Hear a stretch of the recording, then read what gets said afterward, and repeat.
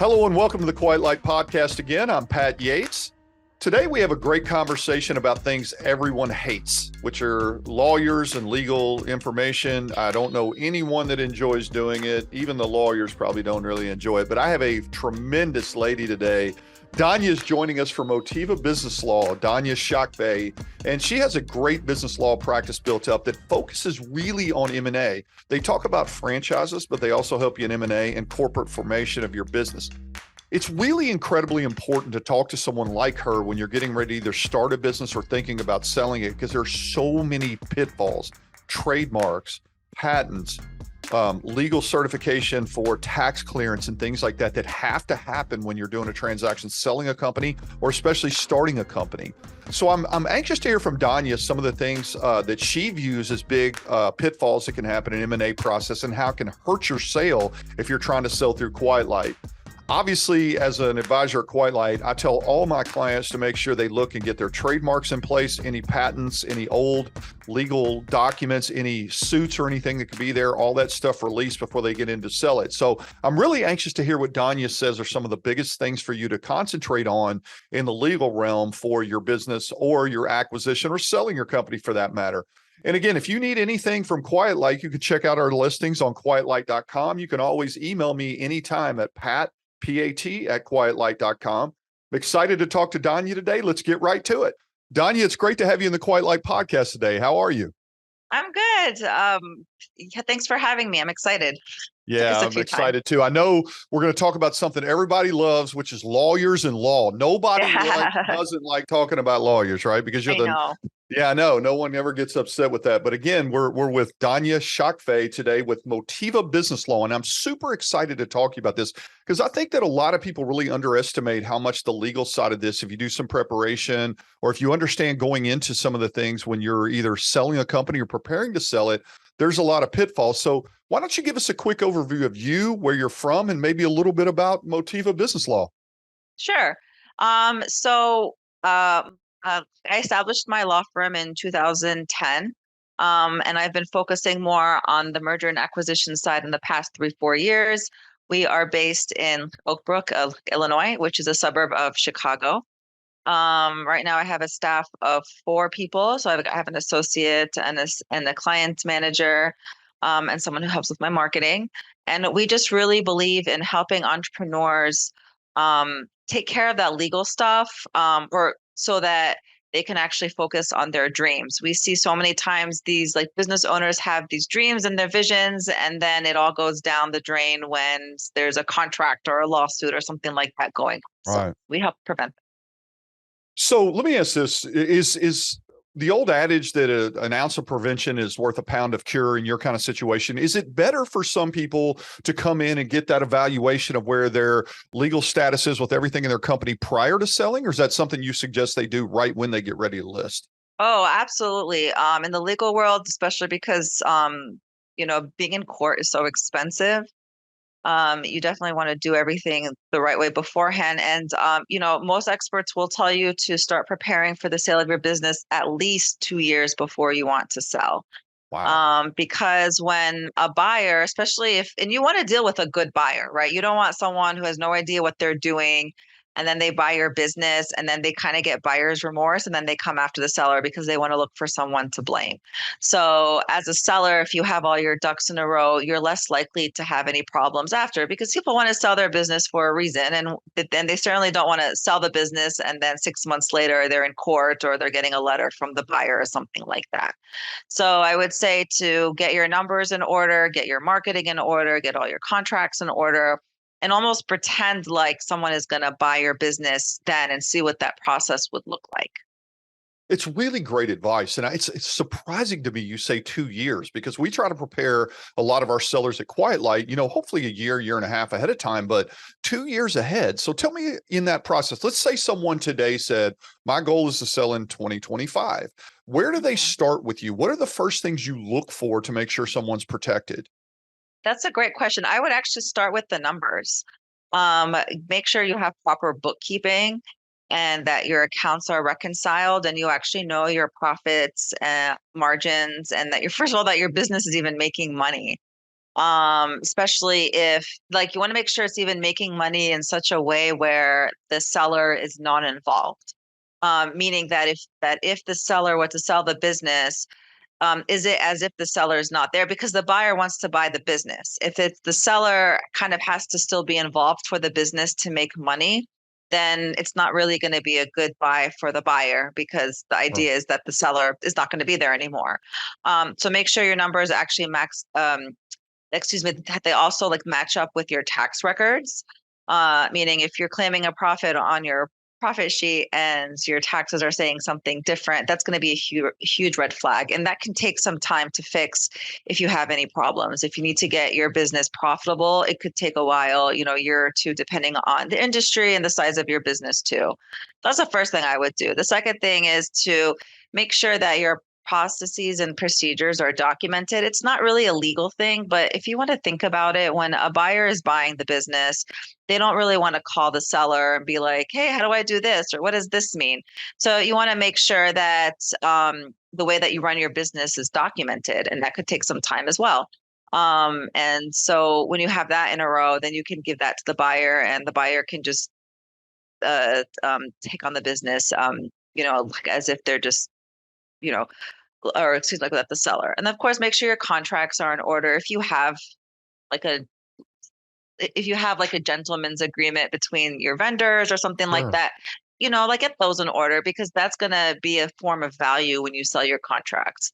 Or excuse me, like when you sell your business. So if you sell your business and you say you have all these clients and it's not in writing, buyer is going to be skeptical of that relationship. So having all that in writing. So those are probably the first three things I would target. Well, that makes a lot of sense. So let's back up just a little bit and talk about some of these segments. So, obviously, if someone has a product that they've developed, having a patent around it is really important if they can get that. And then the business, if you're starting a trade name or something like that, having those trademarks for your items and your business are probably super Right. important. So, talk a little bit about those two segments because they're ones that I really believe are super important because to have a moat around your business, you need a little bit of protection. Yeah. So tell me about that and how your view is for people that are selling. Yeah, so I think a lot of people make the mistake that if they claim the name in their business through the Secretary of State, that somehow gives them protection from a trademark level. So, for example, I'll use Happy Feet slippers as an example. If, I mean, just because you record your business in the Secretary of State and your Happy Feet, I don't know if you're an LLC or corporation, but let's just say it's an LLC, Happy Feet Slip. But then, like someone in a different state wants to use that same name, there's nothing that's really stopping them. So you want to get a trademark at the national level to make sure that your business name and your product is protected. And similar to patents too. But again, like I think that's a huge misconception. They're like, oh, I registered it with the state, but that's not the same, as a trademark.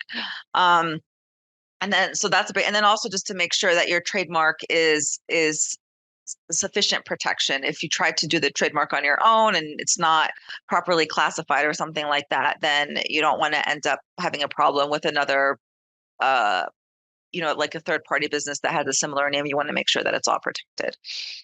That's a very good point, and if there's anyone that knows how trademarks issues can cost you a lot of money, people can call me. I'll be happy to talk to you for about an hour on the downfalls of things like that, especially when you have a trademark that was tied to a character movie many, many years ago and all Yeah. kinds of different things that you have to protect. So you're right about that. Just get in there and make sure that it's protected. And even with, your example was kind of interesting because Happy Feet Slippers, the business that I own, people know if they hear Mhm. me on the podcast, we used to have a lot of kiosk locations across the country, as many as 300 in the holiday season. So those people were doing a 3-month business, naming it like Happy Feet of this mall. So there were some all over the country. So for me, it was a deeper search than it seemed for a lot of people. So I do encourage them to definitely get in there and do that. So let's just assume that people coming in there in pretty good shape. You talk about the vendor contracts. That's one that seems to come up a lot because if you're with a manufacturer and he's just been your good buddy, golf buddy for like 10 years, you operate off a handshake and then someone buys it and all of a sudden he finds another friend he could work with. It could be a problem in 2 years.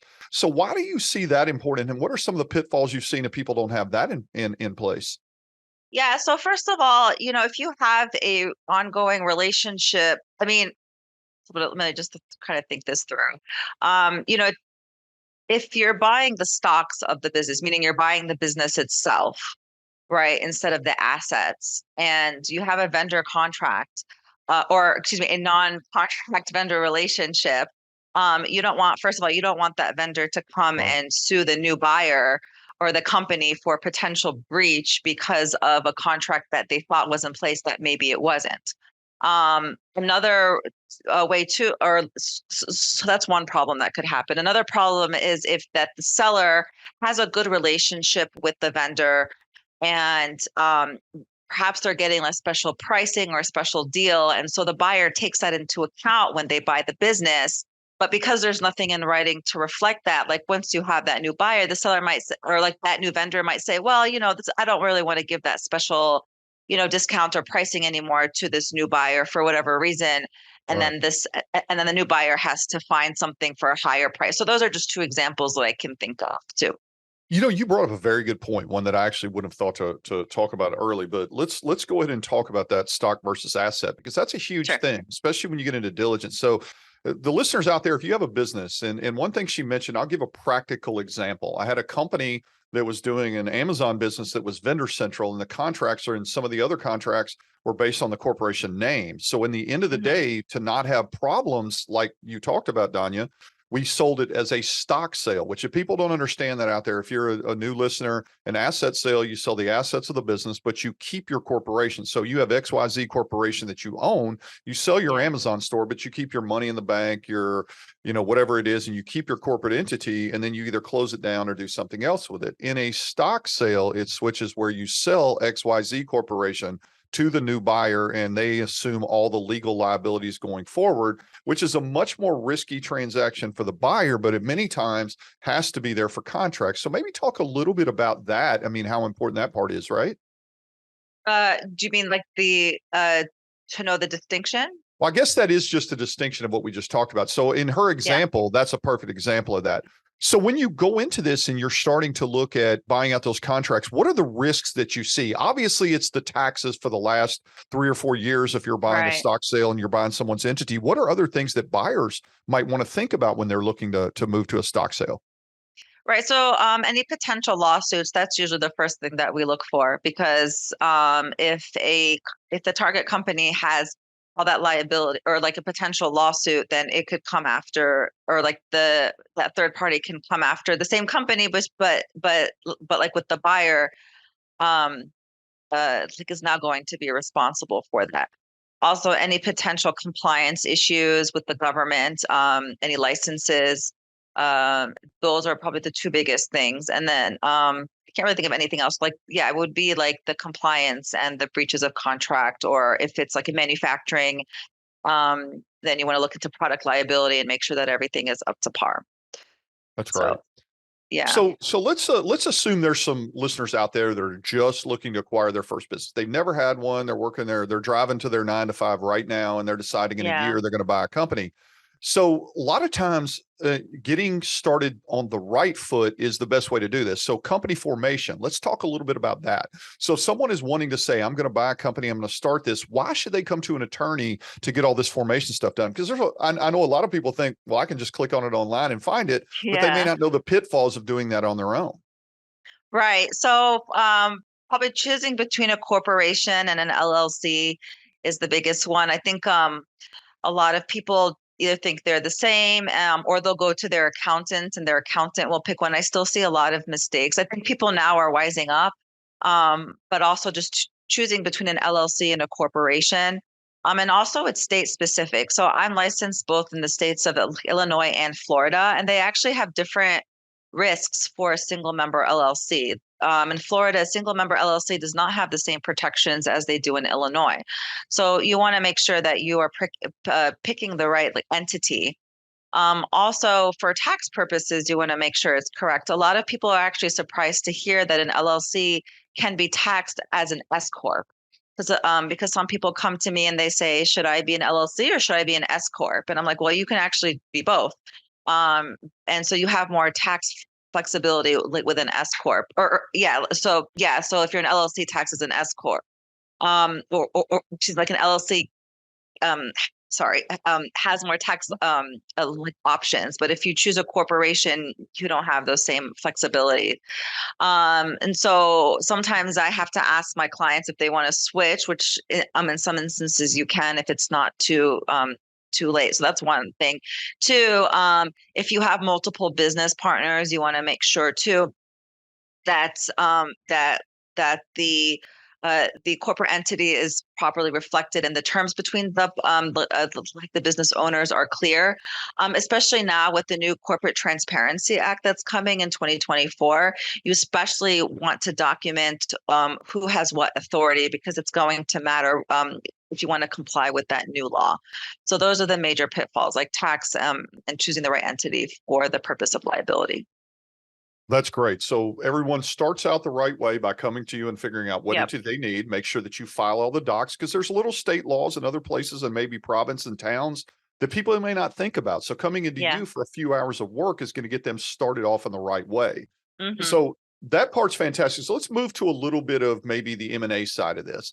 So Yeah. as a broker, as an advisor at Quite Light, let's say that I get down to the point where I have a detailed letter of intent purchase agreement that's, say, 7 or 8 pages. Why would someone want to come in and have that review? Those are always non-binding. So I get that question a lot. Do I need an attorney to review this? And a lot of times there's stuff embedded in there if it's not bullet point. Tell us your view on that. Is that something that you think people should come in and review right away with an attorney? Absolutely. So the first thing that I like to think about is not only just the legal side, but also like the human side of a deal. One thing that I've seen go wrong sometimes is that the parties have this template LOI and then they sign it, but then as the deal moves forward, more issues come up, like what I call like deal breakers, and they might come up towards the end, and then it looks like you have a party, like either the buyer or the seller, say, "Wait a minute, no, I can't," or uh, uh, ABC is a deal breaker. And the question is, why did that not come up in the LOI stage?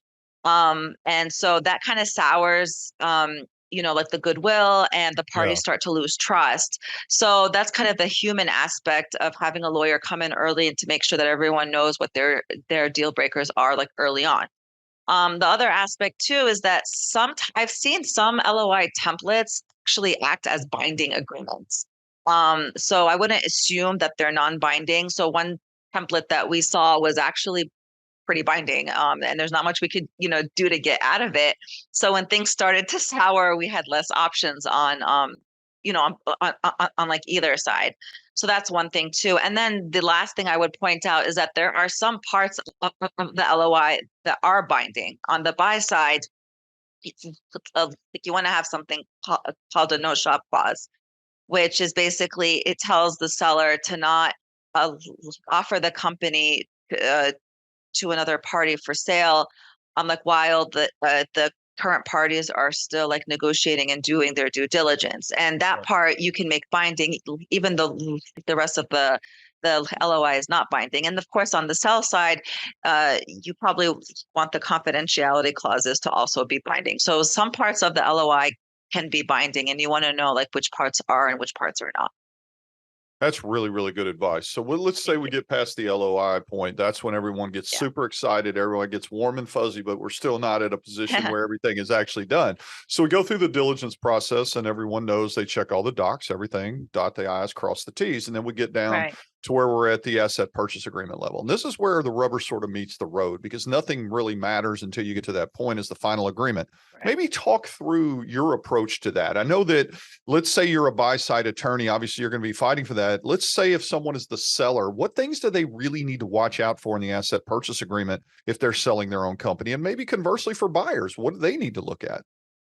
Right. So on the sell side, I like to always, first of all, know what goals my clients has. So like, what are they going to do after they sell the company? Are they going to be around? Do they want to retire? Do they want to be a little bit involved? Are they willing to be involved a little bit?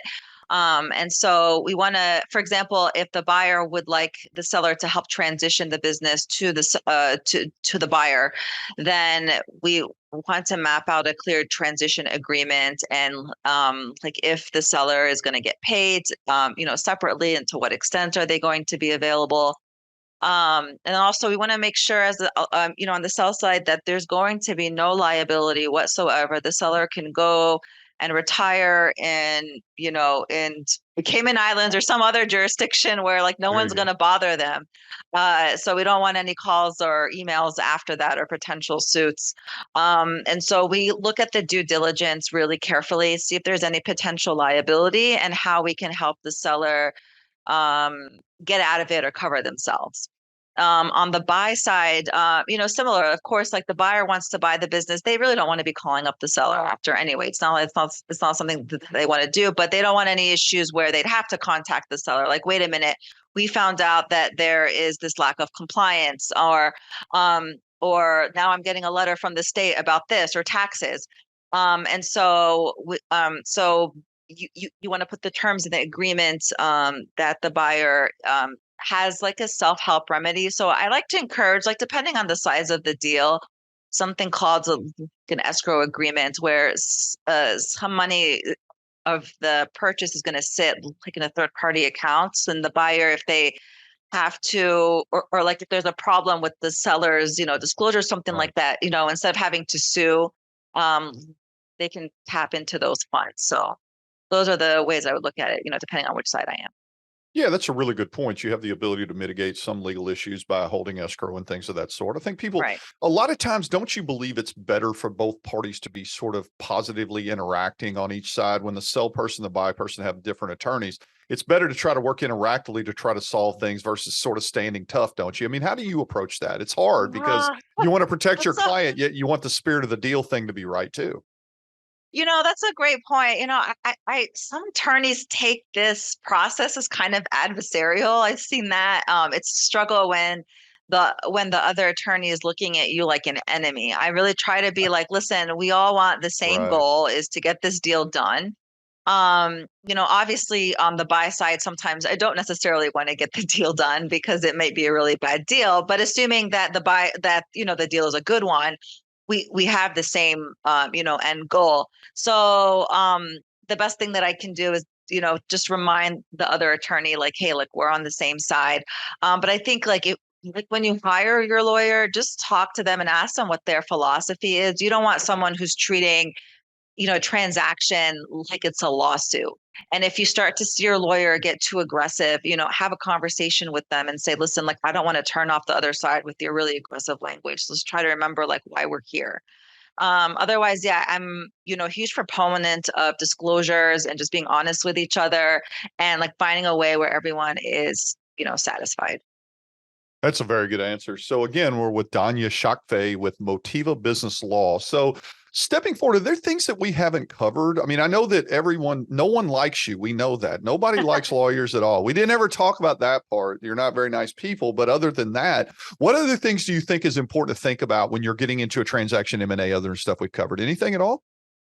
I mean, Pat, I'm going to respond to that. I think that there are actually a lot of cool lawyers. I think in general, yes, I think people have this perception that lawyers are aggressive and angry, but actually there's a lot of lawyers who I think, like me, I mean, yes, I'm going to totally toot my own horn.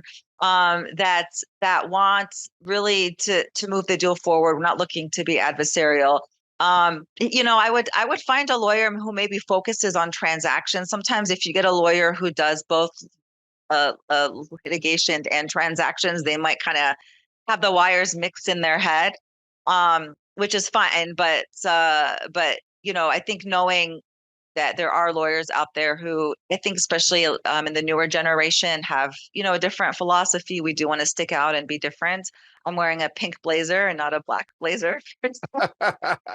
There you go. For a reason. So that's one point. But I think in general too, the last thing that like if we want to cover just a little bit is that there are a lot of different financing options. I want to touch on that. Yeah. So the ways that a buyer could buy a business is through financing through the SBA or commercial loan, or through seller financing or an earnout agreement. There are other options. So if a buyer has this dream and or vision to buy a business, just know that there are ways to buy the business besides getting a loan, and talking to a lawyer who is experienced to kind of work, those options to see, to help the buyer like realize their dreams and the seller sell their That business. That's a great point too. And by the way, I kid about not liking lawyers. You're a Oh, freak. no, I know. Well, I I would know. like you a lot. I just want to complain about them because I have to. I got to figure out something I don't like about it because they always find a way I to hear slow the you. deal down. If you were just faster, like that would be better. Can we just Yeah, speed up? I And hear everybody will you. like I it. hear you. I hear you. No, but I I think you make totally a great point there too, because deal structure. If someone comes in as buying a business, you that's one thing I didn't really think to touch on is that you Mhm. could really advise them of, hey,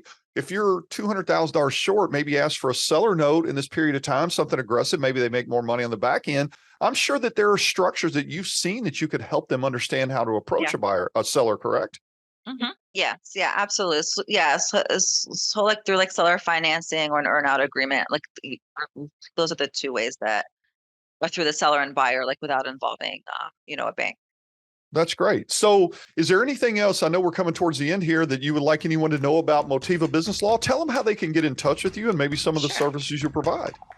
Absolutely, yeah. As the listeners have like figured out, we do like mergers and acquisitions, and we also help franchises as well, like more so on the franchisee side, and also corporate structure and contracts and negotiation. Our philosophy is really to help people, or entrepreneurs see their dreams through. And we know that ultimately being an entrepreneur is not about money, but about freedom, time. And so as a fellow entrepreneur, it's something that I, see in myself as well. And the way to get in touch with me is through my email, danya@motivalaw.com, or you can call us at 630-517-5529. Folks, again, it's motivalaw.com. And Danya, we really appreciate you being the Quiet Light podcast today. While legal stuff isn't the most sexy thing to talk about all the time, it's really, really important. And you guys do a great job over there with it. So reach out to Danya if you need any help. And again, Danya, I really appreciate you coming in the Quiet Light podcast today. I appreciate it a lot. Of course. Thanks for having me, Pat. It's a pleasure. Of course.